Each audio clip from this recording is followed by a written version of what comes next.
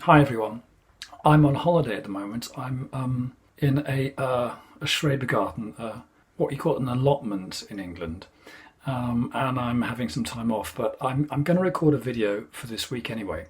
I thought I'd just talk this week because there's something very important I'd like to say about tarot. It's possibly the most important thing about tarot that you need to know. I think apparently, statistically, about 50% of people in the world think that tarot is dangerous, think that if they do a tarot reading, they will hear something they didn't want to hear. And I've noticed that even people who are quite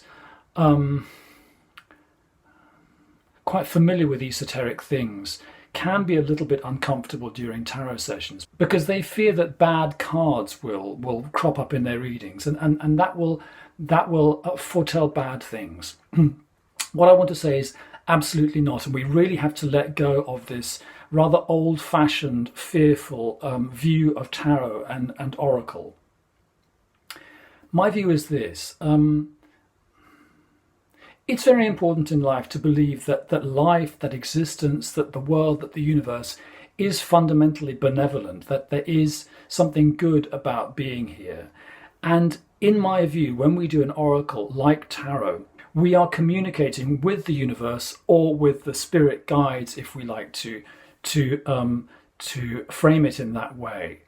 And when we communicate, it's very important to believe that the universe or the spirit guides want to communicate with us and want to help. In other words, there is no bad tarot reading. There might be strict tarot readings. There might be readings that warn us about difficulties ahead, but there is no tarot reading that says you're fucked.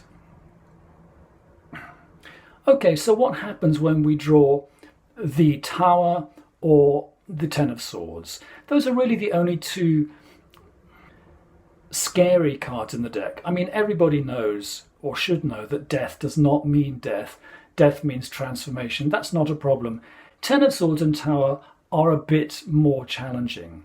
I think that you absolutely have to have ways of understanding these two cards which are not scary, which are positive. Now, Ten of Swords is the nadir, it is the low point of a cycle. So it means if the Ten of Swords crops up, things can only get better.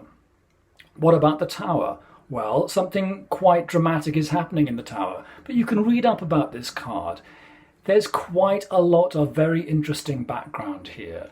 You can say that the mind is being jolted into new ways of thinking. You can say that old structures are being destroyed, dissolved.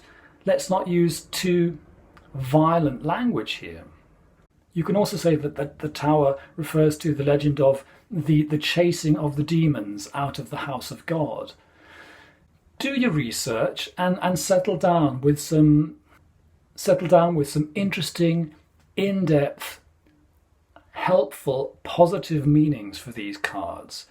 And above all, if you're going to read cards for somebody else, make sure that you can communicate to them that essential truth that tarot is not dangerous. My feeling is that you have to believe that the universe or the spirit guides are trying to help.